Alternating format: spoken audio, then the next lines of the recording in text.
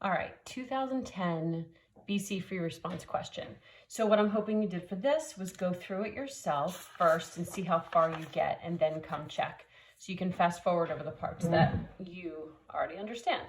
So the part A and part B should have been pretty simple. Find the speed of the particle. So I wrote things up there, here we go. All right, find the speed of the particle. So we are just using formulas for this. Speed is the square root of dx dt squared plus dy dt squared. So it is the square root of the derivative of this, which I think we're going to have to just put in, so 2t minus 4 squared plus the derivative of this. No, I'm sorry, this is already the derivative. Yay! T e to the t minus 3 minus 1 squared. So put this in and evaluate this at t equals 3. So actually we're going to plug 3 in for this, and I should get 2.828 meters per second. So there we go, speed, easy. I probably didn't need me to actually go over it because you probably already saw it on the answers. So the distance traveled is the integral of that same expression that I just had down. And it's the integral from 0 to 4. So go back and put that expression back in, put that on your calculator, and you should have gotten 11.587 meters. Okay, now is when it gets tricky. So part C, find the time when the line tangent to the path of the particle is horizontal. So if the line tangent to the path is horizontal, I want to know when is the tangent line have a slope of 0? Or when does the derivative equal 0? And when I talk about derivative in this case, I'm talking about dy dx. When is the change in y or the change in x equal to 0? Not dy dt or dx dt. I want to know when is the tangent line to the path horizontal. So when is the derivative equal to 0? So I'm going to find the derivative of y with respect to t, which I already know. So to take the derivative of parametric, I take the derivative of y on the top. So t e to the t minus 3 minus 1. The derivative of the x on the bottom. And I want to know when is this equal to 0. So I'm going to take my calculator. I'm going to graph this and find the zeros. And when I do, I get t equals 2.20794. Don't skip the step of making sure you can do it on your calculator. People skip it because they don't want to do it. It's annoying. But you want to make sure that you can put everything in and you just get that practice. You've got to practice using the calculator so that you can use it when you're in that test situation. Okay, so what is the time when the tangent line is horizontal? This is the time. And then is the direction of the motion of the particle toward the left or toward the right at that time? So what is that asking? If they want to know if something's moving left or is it moving right, we want to know, is the rate of change of x positive or negative? Is the velocity of x positive or negative? If x prime is positive, then I'm moving to the right. If x prime is negative, I'm moving to the left. So we're going to take the derivative of x, which is 2t minus 4. I'm going to plug in t equals 2.2079 and see what I get. And it turns out I get a positive number. I don't care what the number is, but the number is positive. So therefore, the particle is moving to the right. Oops, sorry. The particle is moving to the right. Okay, so it's weird with parametric to figure out what kind of slope you're using.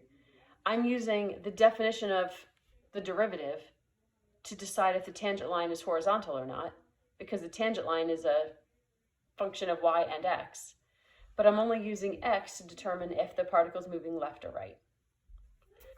Okay, now the really gnarly one, part D. Okay, part D has three parts. Okay, so there is a point with an x coordinate 5 through which the particle passes twice. Find each of the following. So Roman numeral 1.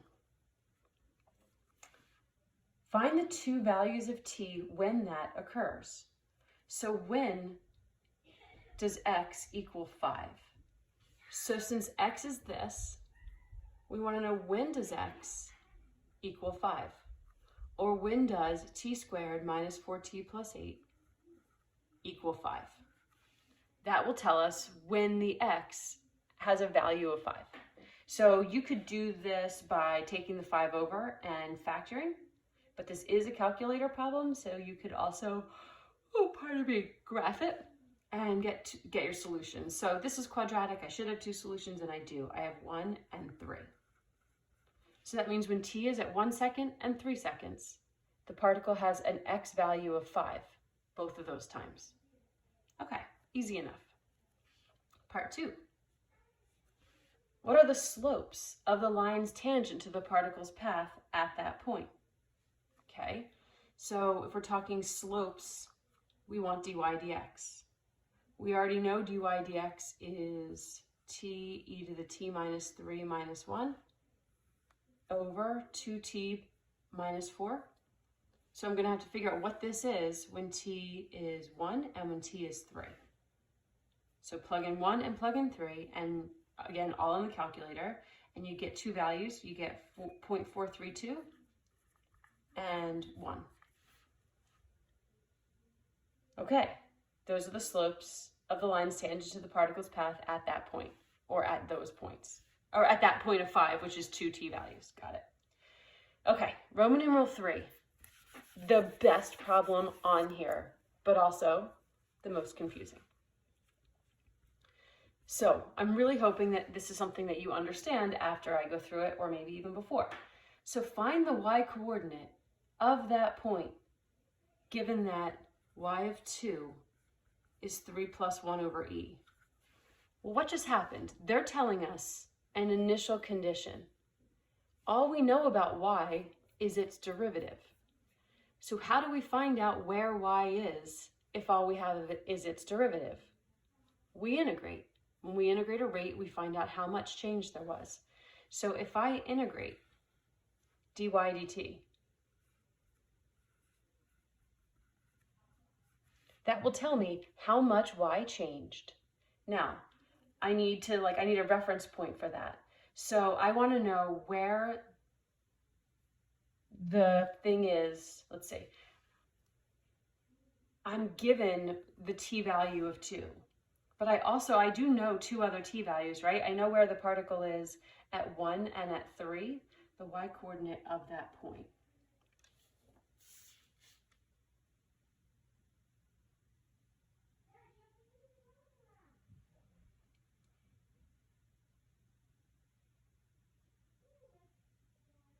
Sorry, I'm thinking for a second.